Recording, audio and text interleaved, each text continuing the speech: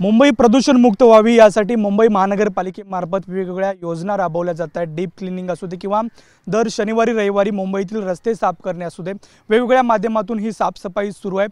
याचाच एक भाग म्हणून महानगरपालिकेमार्फत ॲप लॉन्चिंग करण्यात आलेलं आहे, ज्या ॲपमध्ये स्थानिक विभागातील ज्या तक्रारी आहेत त्या ठिकाणी नोंदवता येतील। खरं तर मुख्यमंत्री एकनाथ शिंदे यांच्या नेतृत्वामध्ये डीप क्लिनिंगची ही संकल्पना सुरू गेल्या अनेक महिन्यापासून सुरू आहे आणि त्याचाच एक भाग म्हणून कुठेतरी ज्या आपल्या भागात जो कचरा असतो किंवा इतर ज्या तक्रारी आहेत त्या या ॲपवरती नोंदवता येणार आहेत।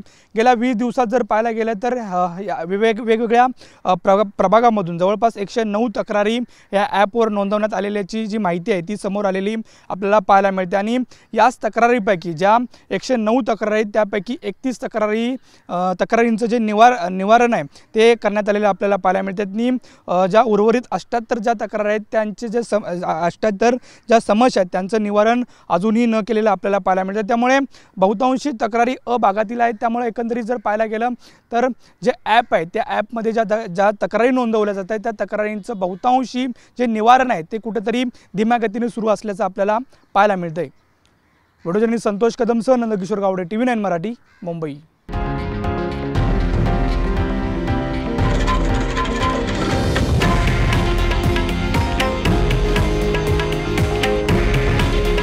हे आहे देशातील नंबर 1 न्यूज नेटवर्क आणि आपण पाहत आहात TV9 मराठी। काळजी तुमची, हित महाराष्ट्राचं।